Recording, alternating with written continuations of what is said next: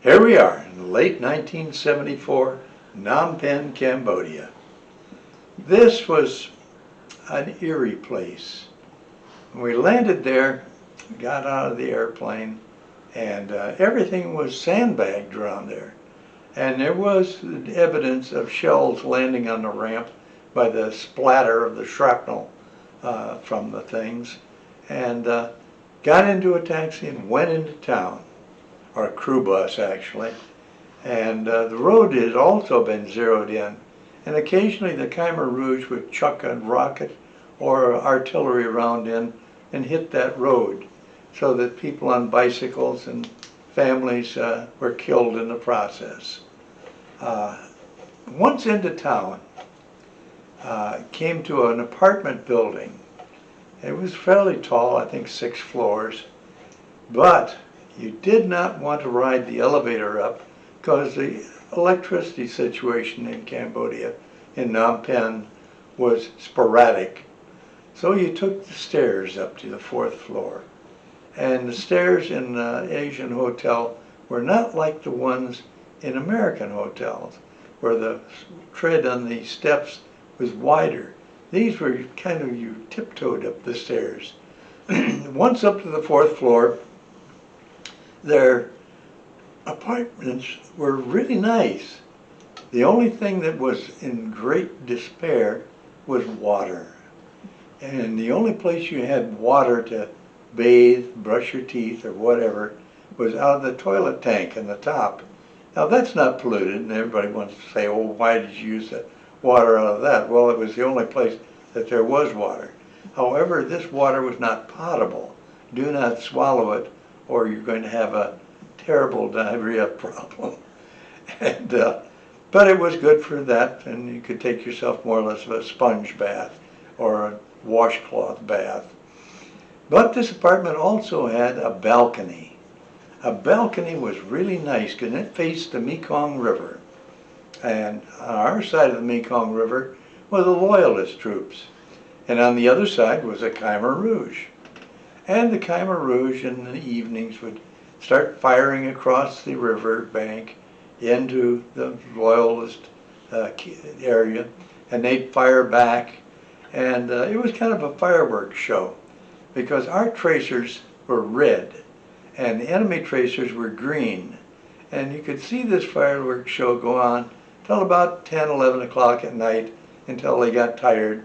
And in the morning, the troops would regroup, take their tanks and 6x trucks, roar down the main drag in Phnom Penh, tearing up the asphalt, of course, with the treads on the tanks, and go to their compounds, have breakfast, rearm, get more ammo, and then get ready for the evening, maybe take a nap.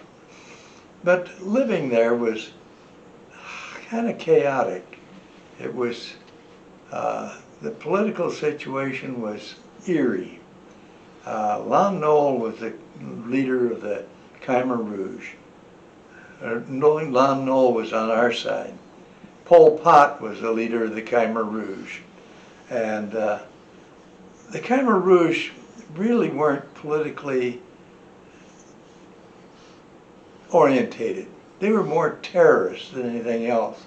They were just interested in shooting, robbing, and more or less bandit style.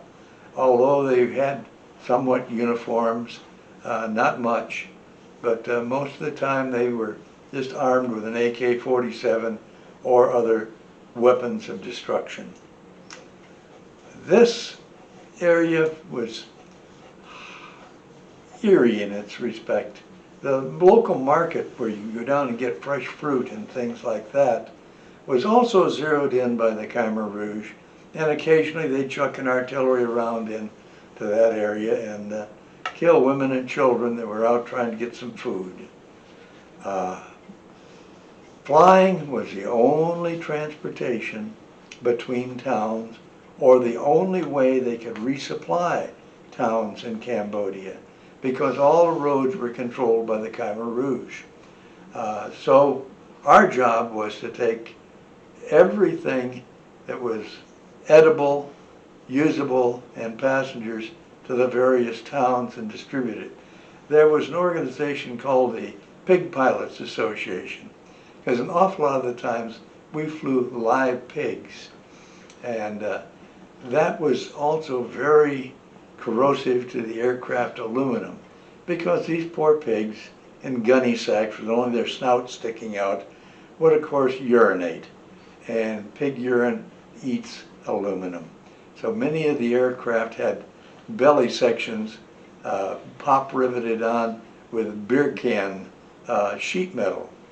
It was taken from the local bottling company in sheets, and they looked kind of clownish in a way, but it did a lot of damage, and also the pulleys and everything else that your controls went through were starting to get eaten up too, and that's what caused an awful lot of accidents that way. Also, letting down into Phnom Penh, there was also the hazard of taking a round as they would fire at you. You didn't come in like a normal airport. You spiraled down. One Convair 440 took an artillery round through the co-pilot's windows. He bent over, luckily, and out through the top of the electrical panel in the cockpit, and it blew up over the cabin. Killed 10 or 15 people that were passengers on this airplane. But that was life in Cambodia. Thank you.